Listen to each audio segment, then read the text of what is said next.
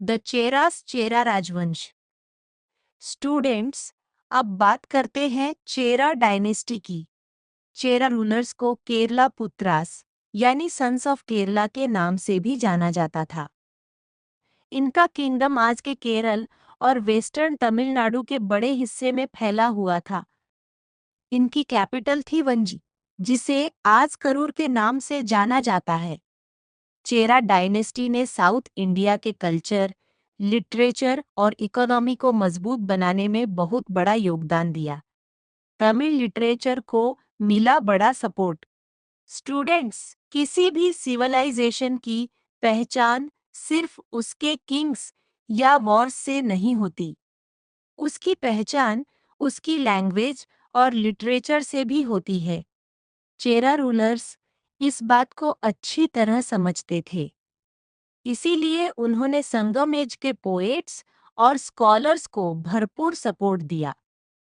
उनकी पेट्रोनेज की वजह से तमिल लैंग्वेज में कई महान लिटरेरी वर्क्स लिखे गए। आज यही बुक्स हिस्टोरियंस को एंशिएंट साउथ इंडिया के सोसाइटी, कल्चर और लोगों की लाइफ को समझने में बहुत मदद करती हैं। Overseas trade. लेकिन चेरस की ताकत सिर्फ लिटरेचर तक ही सीमित नहीं थी। उनका किंगडम इंडिया के वेस्टर्न कोस्ट पर स्थित था। यही लोकेशन उनके लिए सबसे बड़ा एडवांटेज बन गई। यहाँ से उनके मर्चेंट्स आसानी से रोमन एम्पायर, वेस्ट एशिया और दूसरे दूर के रीजन्स तक समुद्री व्यापार करते थे। अब सोचिए, वे आखिर एक्सपोर्ट क्या करते थे? इंडिया से स्पाइसेस, टिम्बर, आइवरी, पर्ल्स और कई तरह की प्रेशियस वुड्स विदेश भेजी जाती थीं। इन इंडियन प्रोडक्ट्स की फॉरेन मार्केट्स में इतनी ज़्यादा डिमांड थी कि चेरा किंगडम एंशिएंट वर्ल्ड के सबसे रिच ट्रेडिंग सेंटर्स में शामिल हो गया। जब इंटरनेशनल ट्रेड बढ़ता है, तो सिर्फ पैसे ही नहीं बढ़ते, पूरे किंगडम की पिक्चर बदल जाती है। इसी ट्रेड की वजह से नए पोर्ट्स बने, मार्केट्स विकसित हुए और कई अर्बन सेटलमेंट्स भी तेजी से बढ़े। दूर दूर के देशों से मर्चेंट्स चेरा पोर्ट्स पर आते थे। वे सिर्फ गुड्स ही नहीं लाते थे, बल्कि अपने साथ नई आइडियाज और अलग अलग कल्चर्स भी लेकर आते थे। यानी ट्रेड ने साउथ इंडिया को दुनिया के दूसरे हिस्सों से जोड़ दिया। चेरा रूलर्स ने अपने कॉइन्स भी जारी की। इन कॉइन्स पर डायनेस्टी का रॉयल एम्ब्लेम बना होता था। आज यही कॉइन्स हिस्टोरियंस के लिए बहुत महत्वपूर्ण सोर्स है। इनकी मदद से हमें चेरा किंगडम की एडमिनिस्ट्रेशन, इकोनॉमी और ट्रेड रिलेशंस के बारे में जानकारी मिलती है। यानी चेरा रूलर्स ने लिटरेचर, ओवरसीज ट्रेड और कल्चरल एक्सचेंज तीनों क्षेत्रों में ऐसा योगदान दिया जिसका असर साउथ इंडिया पर लंबे समय तक बना रहा। अब बात करते हैं साउथ इंडिया के एक और महान किंगडम, पांड्या डायनेस्टी की। पांड्या किंगडम साउथ इंडिया के सबसे पुराने किंगडम्स में से एक था। इनका शासन आज के तमिलनाडु और आसपास के क्षेत्रों में कॉमन एरा शुरू होने से भी कई सदियों पहले से था। इनकी कैपिटल थी मदुरई। धीरे धीरे मदुरई सिर्फ एक कैपिटल सिटी ही नहीं रही, बल्कि एडमिनिस्ट्रेशन, ट्रेड, रिलीजन और लर्निंग का भी एक बड़ा सेंटर बन गई। समय के साथ पांड्या रूलर्स ने अपने किंगडम का विस्तार किया और अपनी पॉलिटिकल पावर को भी मजबूत बनाया। मेगास्थेनेस ने क्या लिखा? स्टूडेंट्स, आपको मेगास्थेनेस याद है? वही ग्रीक एम्बेसडर जो चंद्रगुप्त मौर्य के समय इंडिया आए थे। अपनी फेमस बुक इंडिका में उन्होंने पांड्या किंगडम का भी जिक्र किया है। उन्होंने लिखा कि पांड्या किंगडम एक प्रॉस्परस और वेल एडमिनिस्ट्रेटेड स्टेट था, यानी वहाँ की गवर्नेंस अच्छी थी और किंगडम अच्छी तरह से मैनेज किया जाता था। उन्होंने यह भी बताया कि पांड्या किंगडम का ट्रेड सिर्फ इंडिया तक सीमित नहीं था। उनके व्यापारिक संबंध ग्रीक्स, रोमन्स और दूसरे देशों के साथ भी थे। साथ ही इंडिया के दूसरे किंगडम्स के साथ भी उनका इंटरनल ट्रेड काफी मजबूत था। Famous pearls of the Pandyas. अगर पांड्या किंगडम की सबसे फेमस चीज पूछी जाए तो जवाब होगा पर्ल्स। पांड्या पर्ल्स पूरे एंशियंट वर्ल्ड में अपनी क्वालिटी के लिए मशहूर थे। गल्फ ऑफ मान्नार में बड़े स्केल पर पर्ल फिशिंग होती थी। यहीं से निकले पर्ल्स कई फॉरेन मार्केट्स में एक्सपोर्ट किए जाते थे। उनकी रेयरिटी और हाई क्वालिटी की वजह से उन्हें लग्जरी आइटम्स माना जाता था और इन्हीं पर्ल्स ने पांड्या किंगडम को काफी रिच बना दिया। स्ट्रॉन्ग नेवी और इंटरनेशनल ट्रेड। पांड्या रूलर्स सिर्फ अच्छे ट्रेडर्स ही नहीं थे, उनके पास एक स्ट्रॉन्ग नेवी भी थी। ये नवी समुद्री रास्तों की सुरक्षा करती थी। इससे ओवरसीज ट्रेड और भी तेजी से बढ़ा। पांड्या पोर्ट्स पर एशिया और मेडिटेरेनियन रीजन के कई देशों से मर्चेंट्स आते थे। इस वजह से पांड्या किंगडम इंटरनेशनल ट्रेड का एक महत्वपूर्ण सेंटर बन गया। इतिहास हमें एक और इंटरेस्टिंग जानकारी देता है। याद है किंग खारवेला, कलिंगा के वही महान रूलर। उनके रिकॉर्ड्स में लिखा है कि उन्हें पांड्या किंगडम से हंड्रेड्स ऑफ पर्ल्स मिले थे। इससे पता चलता है कि पांड्या ट्रेड नेटवर्क कितना बड़ा और मजबूत था। आर्ट, लिटरेचर और रिलीजियस टॉलरेंस।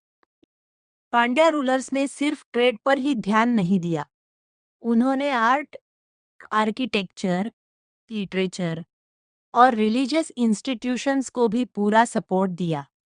उनके छोड़े हुए इंस्क्रिप्शंस बताते हैं कि वे अपनी प्रजा के वेलफेयर की भी चिंता करते थे। साथ ही वे अलग अलग रिलीजन्स के फॉलोअर्स का भी सम्मान करते थे। यानी उन्होंने भी इंडिया की उस पुरानी ट्रेडिशन को आगे बढ़ाया जहां हर बिलीफ और हर रिलीजन को सम्मान दिया जाता था। स्टूडेंट्स, अब अगर हम पूरे संगम एज को एक साथ देखें तो हमें तीन महान डायनेस्टीज दिखाई देती हैं, चेरास, चोलास और पांड्यास। इन तीनों किंगडम्स ने मिलकर साउथ इंडिया को agriculture, maritime trade, literature, engineering और कल्चर का एक बड़ा सेंटर बना दिया। इन्होंने ऐसी मजबूत फाउंडेशन तैयार की जिस पर आगे चलकर साउथ इंडियन सिविलाइजेशन और भी विकसित हुई। और यही वजह है कि आज भी संगम एज की ट्रेडिशंस, लिटरेचर और कल्चरल वैल्यूज साउथ इंडिया की पहचान का एक महत्वपूर्ण हिस्सा है। स्टूडेंट्स, अब तक हमने साउथ इंडिया के चेरास, चोलास और पांड्यास के बारे में जाना। अब चलते हैं इंडिया के नॉर्थ वेस्टर्न रीजन की ओर। यहीं से एंशियंट इंडिया के इतिहास में एक नया चैप्टर शुरू होता है। क्यों? क्योंकि अब इंडिया में फॉरेन रूलर्स का प्रवेश होने वाला था। अलेक्जेंडर द ग्रेट के बाद क्या हुआ? स्टूडेंट्स, आपको अलेक्जेंडर द ग्रेट याद है? वही ग्रीक रूलर जिसने इंडिया के नॉर्थ वेस्टर्न रीजन तक अपना कैंपेन चलाया था। हालांकि अलेक्जेंडर ज्यादा समय तक इंडिया में नहीं रुके, लेकिन जाते समय वे अपने कुछ ऑफिसर्स को यहीं छोड़ गए। इन ऑफिसर्स को सत्रप्स कहा जाता था। इनका काम था जीते हुए क्षेत्रों का एडमिनिस्ट्रेशन संभालना। धीरे धीरे इन सत्राप्स ने अपने इंडिपेंडेंट किंगडम्स बना लिए और बाद में इन्हीं रूलर्स को इंडो ग्रीक्स कहा जाने लगा। कुछ समय बाद मौर्य एम्पायर भी कमजोर होकर खत्म हो गया। अब इंडो ग्रीक्स को अपना किंगडम बढ़ाने का अच्छा मौका मिल गया। उन्होंने आज के पाकिस्तान और अफगानिस्तान के कुछ हिस्सों से आगे बढ़कर इंडिया के नॉर्थ वेस्टर्न रीजन में अपना शासन स्थापित किया। शुरुआत में वे कॉन्करर्स बनकर आए थे, लेकिन धीरे धीरे उनके साथ एक बहुत इंटरेस्टिंग बदलाव हुआ। उन्होंने इंडिया की कई ट्रेडिशंस और कल्चर को अपनाना शुरू कर दिया। ग्रीक और इंडियन कल्चर का शानदार मेल। स्टूडेंट्स, अक्सर जब कोई फॉरेन रूलर किसी देश में आता है तो वह अपनी कल्चर को वहां लागू करने की कोशिश करता है, लेकिन इंडो ग्रीक्स के साथ कुछ अलग हुआ। उन्होंने इंडियन कल्चर को खत्म नहीं किया, बल्कि उससे जुड़ गए। धीरे धीरे ग्रीक और इंडियन ट्रेडिशंस एक दूसरे से मिलने लगी। एडमिनिस्ट्रेशन, रिलीजन, लैंग्वेज, आर्ट, यहाँ तक कि लोगों की डेली लाइफ में भी दोनों कल्चर्स का असर दिखाई देने लगा। हिस्टोरियंस इस प्रोसेस को कल्चरल असिमिलेशन कहते हैं, यानी दो अलग अलग कल्चर्स का मिलकर एक नया कल्चरल मिक्स बनाना। और यही इंडो ग्रीक्स की सबसे बड़ी पहचान बन गई। The Heliodorus pillar. अब देखते हैं इसका सबसे शानदार एग्जाम्पल। इसका नाम है हेलियोडोरस पिलर। ये पिलर आज के विदिशा, मध्य प्रदेश के पास स्थित है। इसे हेलियोडोरस नाम के एक इंडो ग्रीक एम्बेसडर ने बनवाया था। वे एक इंडियन किंग के कोर्ट में एम्बेसडर बनकर आए थे। लेकिन इस पिलर की सबसे इंटरेस्टिंग बात इसका इंस्क्रिप्शन है। इस इंस्क्रिप्शन में हेलियोडोरस खुद को वासुदेवा यानी लॉर्ड कृष्णा का डिवोटी बताते हैं। इतना ही नहीं, वे कृष्णा को गॉड ऑफ गॉड्स भी कहते हैं। यानी एक ग्रीक एम्बेसडर ने इंडियन रिलीजन को सिर्फ सम्मान ही नहीं दिया, बल्कि उसे अपनाया भी। इस इंस्क्रिप्शन में 3 ऐसे क्वालिटीज का भी जिक्र किया गया है जो इंसान को अच्छे जीवन की ओर ले जाती हैं। पहली, सेल्फ रेस्ट्रेंट, यानी अपने ऊपर कंट्रोल रखना। दूसरी, चैरिटी, यानी दान देना। और तीसरी, कॉन्शियसनेस या विजिलेंस, यानी हमेशा जागरूक रहना। ये इंस्क्रिप्शन इस बात का मजबूत एविडेंस है कि कुछ इंडो ग्रीक रूलर्स और ऑफिसर्स इंडियन बिलीफ्स को सचमुच फॉलो करने लगे थे। स्टूडेंट्स, अब सवाल है, इतने पुराने रूलर्स के बारे में हिस्टोरियंस को इतनी सारी जानकारी मिलती कहाँ से है? इसका एक बड़ा जवाब है, कॉइन्स। नॉर्थ इंडिया में आर्कियोलॉजिकल एक्सकवेशंस के दौरान इंडो ग्रीक रूलर्स के बहुत सारे कॉइन्स मिले हैं। ये कॉइन्स गोल्ड, सिल्वर, कॉपर और निकल से बने हुए थे। इससे पता चलता है कि उनका किंगडम काफी प्रॉस्पेरस था। ज्यादातर कॉइन्स के एक साइड पर रूलिंग किंग की पिक्चर होती थी और दूसरी साइड पर किसी ग्रीक गॉड की। लेकिन कुछ कॉइन्स बाकी कॉइन्स से बिल्कुल अलग थे।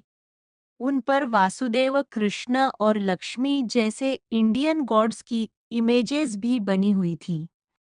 स्टूडेंट्स, जरा सोचिए, अगर कोई फॉरेन रूलर अपने कॉइन्स पर इंडियन गॉड्स की इमेज बनवाए तो इसका क्या मतलब हो सकता है?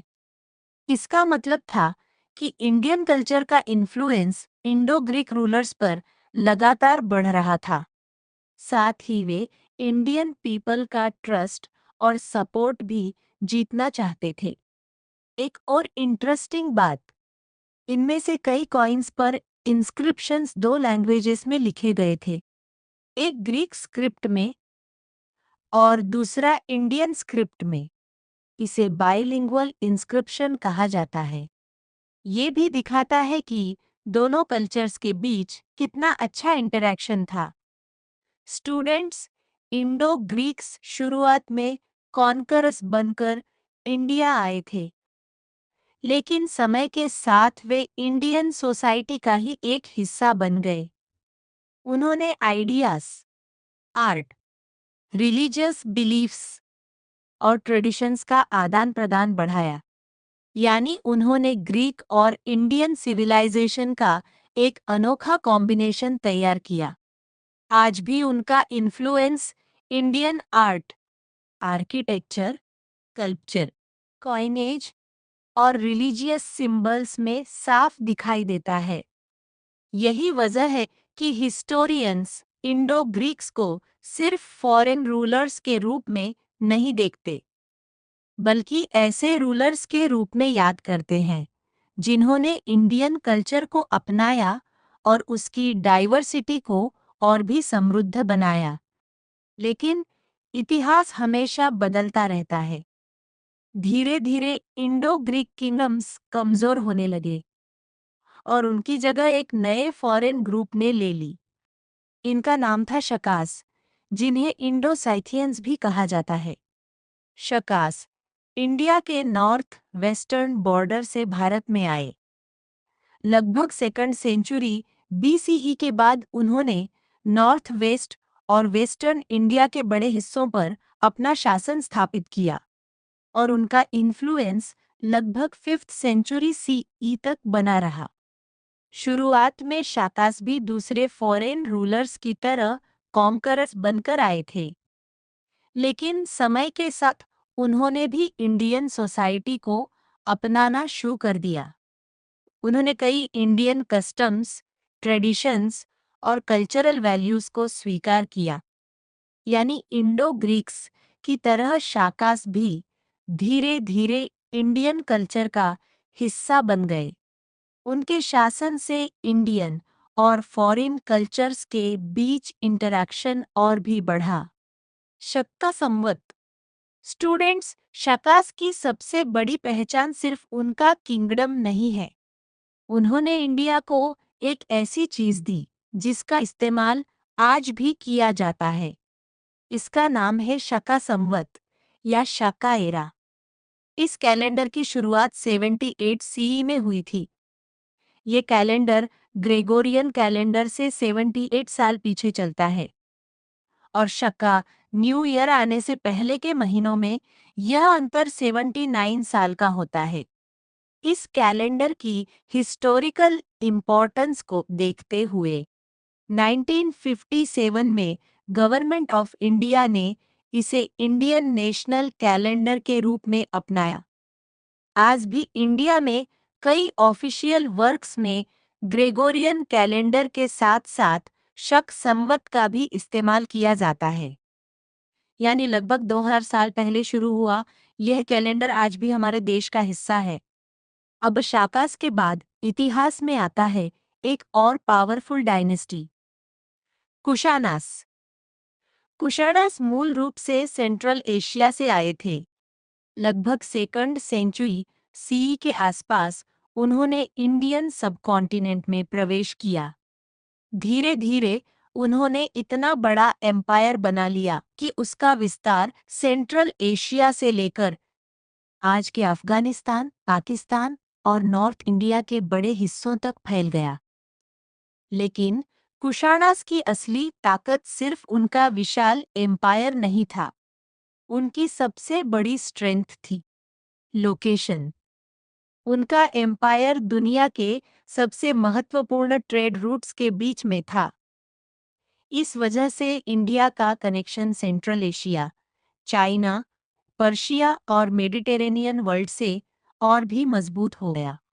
कनिष्क एक शानदार मिलिट्री कमांडर थे और आर्ट, कल्चर तथा लर्निंग के बड़े सपोर्टर भी।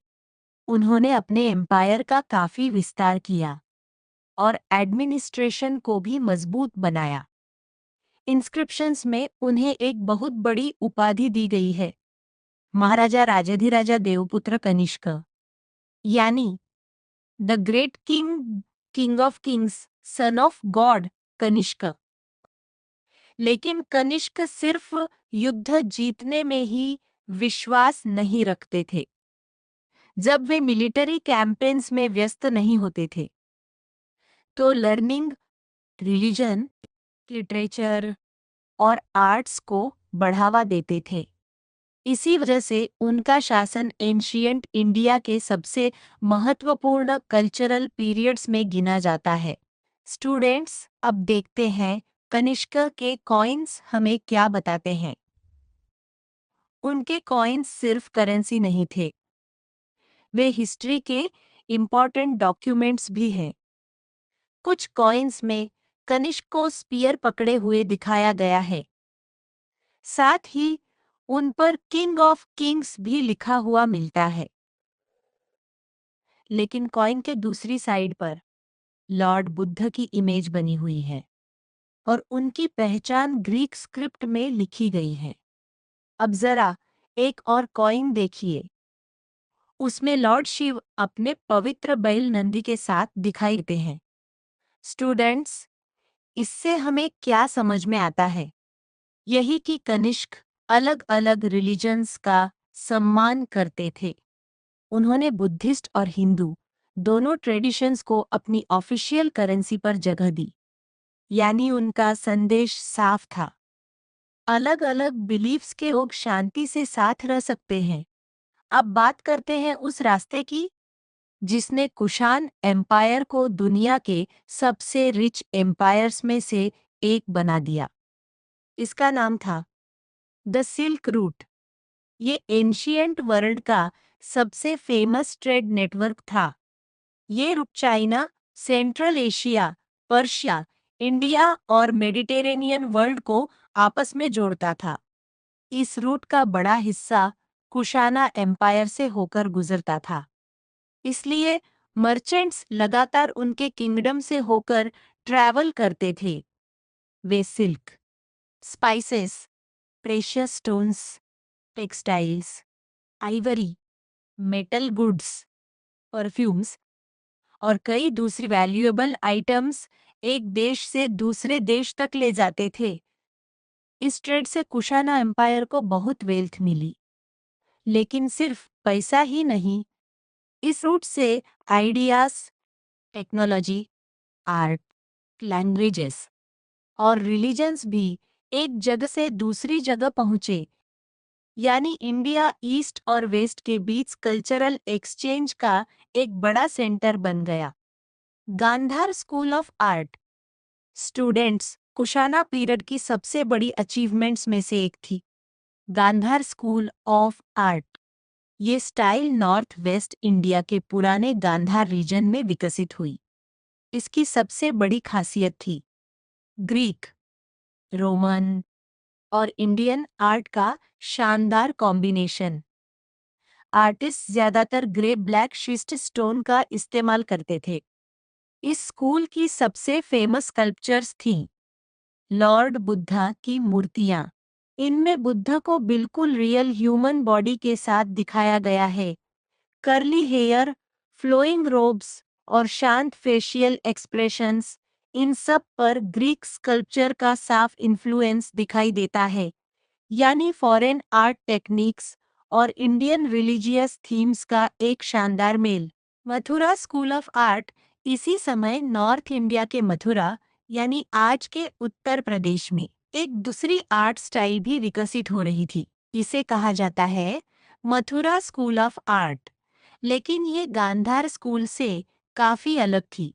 यह पूरी तरह इंडियन स्टाइल पर आधारित थी। यहाँ के आर्टिस्ट ज्यादातर रेड सैंडस्टोन का इस्तेमाल करते थे। उनकी स्कल्पचर्स ज्यादा रियलिस्टिक नहीं, बल्कि स्ट्रॉन्ग, पावरफुल और सिंबॉलिक दिखाई देती थी। मथुरा स्कूल के आर्टिस्ट ने कुबेरा, लक्ष्मी, शिवा, बुद्धा, यक्षास और यक्षिणीस की शानदार स्कल्पचर्स बनाई। इनकी आर्टवर्क्स पर ग्रीक इन्फ्लुएंस बहुत कम दिखाई देता है। स्टूडेंट्स, गांधारा और मथुरा दोनों स्कूल्स ने इंडियन स्कल्पचर और बाद में बनने वाले टेम्पल्स की आर्ट को गहराई से प्रभावित किया और आने वाली कई सदियों की आर्टिस्टिक ट्रेडिशंस की फाउंडेशन रखी। अब पूरे चैप्टर को एक बार समझते हैं। मौर्य एम्पायर के बाद का समय कई पॉलिटिकल चेंजेस से भरा हुआ था। कई किंगडम्स बने, कई खत्म हो गए और कई फॉरेन रूलर्स भी इंडिया आए।